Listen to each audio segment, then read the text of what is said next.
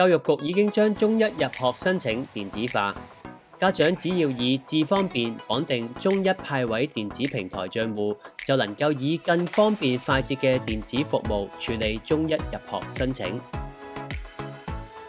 一直以嚟，我哋學校都好支持智慧政府策略，同埋會喺學校裏面應用科技。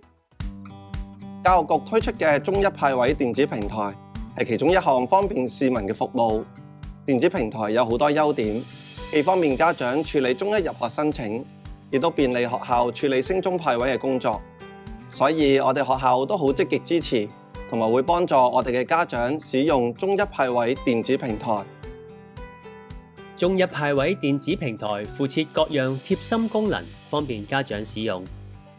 我覺得呢個電子平台真係好方便到我哋家長，加上學校老師細心嘅講解，令到我哋好容易就掌握到點樣使用啦。以自行分配學位階段為例，我隨時隨地都可以透過電子平台去遞交申請同埋上載文件。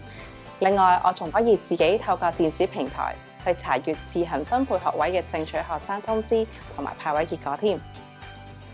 喺統一派位階段，電子平台會預先填寫申請人嘅部分資料，自動顯示學生適用嘅校網，篩選符合子女性別嘅中學，減少家長填錯資料嘅機會。電子平台嘅界面可以清晰顯示到學校嘅名稱同其他有用資訊，直接喺電子平台就可以揀到學校，唔使驚寫錯學校編號。我哋仲可以用電子平台上面嘅拖拉功能同箭嘴，方便我哋揀好晒心儀嘅學校之後，再決定選校次序。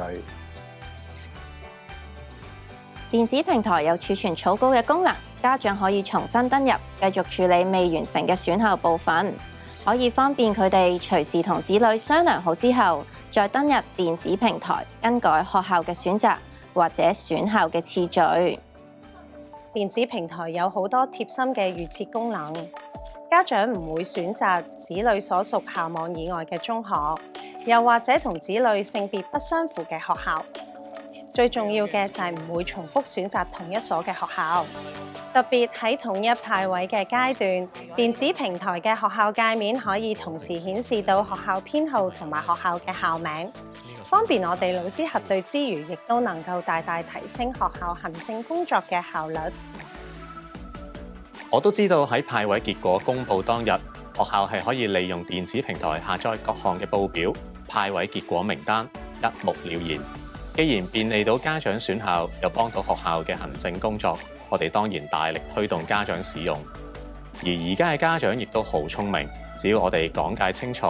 佢哋好快就已經學識點樣用，實現一網通辦嘅服務。我哋學校嘅家長好支持中一派位電子平台，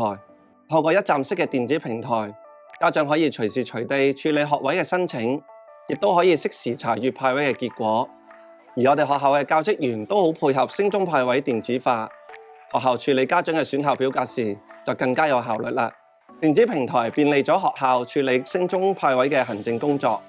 學校就可以更聚焦為家長提供選校嘅建議，最後受惠嘅都係家長同埋學生。而家就登入中一派位電子平台，一齊感受下電子平台為你帶嚟嘅方便啊！